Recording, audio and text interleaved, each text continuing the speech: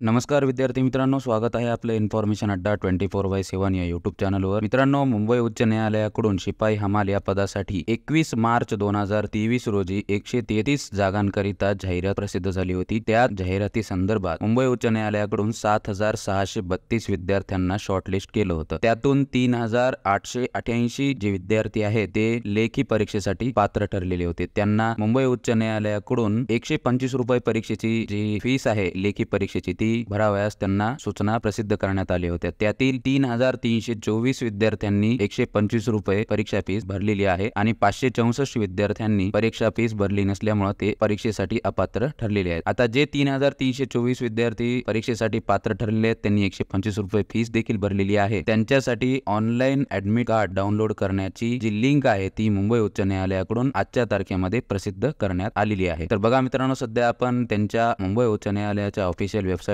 आलेलो आहोत आणि या ऑफिशियल वेबसाईटवर आल्यानंतर तुम्हाला फर्स्ट रिक्रुटमेंट टॅब मध्ये रिक्रुटमेंट नोटीसच्या खाली सर्वात पहिले applications are invited for the post of peon hamal on the establishment of high court of Bombay या हेडिंगच्या खाली सर्व त्यांनी माहिती दिलेली आहे। सर्वात लास्टला ऑनलाईन ऍडमिट कार्ड नावाचा एक लिंक ओपन करून दिलेली आहे। त्यावर क्लिक केल्यानंतर तुम्हाला अशा प्रकारचा इंटरफेस ओपन होईल। या ठिकाणी home, find your registration ID, print application, print admit card, hall ticket अशा पद्धतीचा टॅब आहे। त्याच्यावर क्लिक केल्यानंतर त्या ठिकाणी तुम्हाला रजिस्ट्रेशन आयडी, तुमची जन्मतारीख आणि जो सिक्युरिटी कोड वर दिलेला आहे तो या ठिकाणी टाकून तुमचं हॉल तिकीट तुम्ही जनरेट करून घ्यायचं आहे आणि प्रिंट आउट काढून तुमची परीक्षा 5 मे 2024 ला Indian education society, Raja Shivaji Vidyasankul, sir Bhalchandra road, Hindu colony, Dadar, पूर्व मुंबई 400014 या स्थळी होणार आहे। तर तुम्हाला त्या ठिकाणी 5 मे 2024 रोजी स्वखर्चाने उपस्थित राहायचं आहे। तर मित्रांनो, आता बऱ्याच विद्यार्थ्यांची मला विनंती होती की सर आता 5 मे ला परीक्षा आहे आणि कोणत्या प्रकारे प्रश्न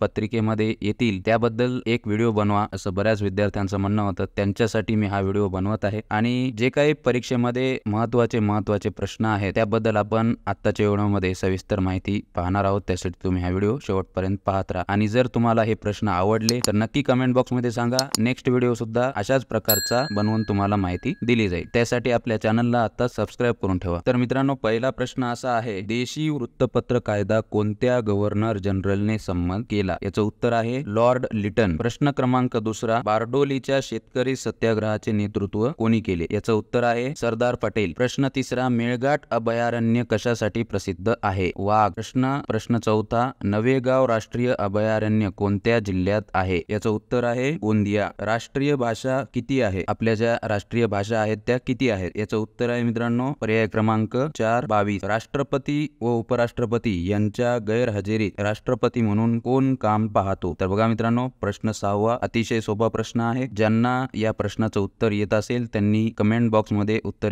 द्यायचं आहे। प्रश्न 7वा, महाराष्ट्रात जिल्हा परिषद सभासदांची किमान व कमाल संख्या किती आहे? याचं उत्तर आहे 50 ते 75। प्रश्न 8वा, महात्मा गांधींचे गुरु म्हणून कोणास संबोधले जाते? याचं उत्तर आहे पर्याय क्रमांक 4 गोपाळ कृष्ण गोखले। प्रश्न 9वा, चेकमेट ही संज्ञा खालीलपैकी कोणत्या खेळाशी संबंधित आहे? याचं उत्तर सर्वांनाच माहित असेल, उत्तर आहे बुद्धिबळ। प्रश्न 10वा, डॉक्टर APJ अब्दुल कलाम यांचे आत्मचरित्र कोणते? याचं उत्तर आहे विंग ऑफ द फायर। प्रश्न क्रमांक 11वा, कृषी क्षेत्रातील असामान्य कामगिरीबद्दल कोणता पुरस्कार दिला जातो? याचं उत्तर आहे ओरलॉग पुरस्कार। प्रश्न 12वा, न्यूटनचा तिसरा नियम कशाशी संबंधित आहे? न्यूटनचा तिसरा नियम कशाशी संबंधित आहे? पर्याय दिलेत जडत्व, चलनमान, सापेक्षतावाद, क्रिया प्रतिक्रिया। तर याचं उत्तर आहे मित्रांनो पर्याय क्रमांक 4 क्रिया प्रतिक्रिया। अणु केंद्रांचा शोध कोणी लावला? पर्याय दिले Daniel Rutherford, madame Curie, Wright बंधू, जोसेफ प्रिस्टले। तर याचं उत्तर आहे डॅनियल रुदरफोर्ड। प्रश्न क्रमांक 14वा, जागतिक ग्राहक हक्क दिन कोणत्या दिवशी साजरा करण्यात येतो? पर्याय दिले 12 मार्च, 15 मार्च, 20 मार्च, 24 मार्च। तर याचं उत्तर आहे मित्रांनो 15 मार्च। जागतिक ग्राहक दिन हा 15 मार्च या दिवशी साजरा करण्यात येतो।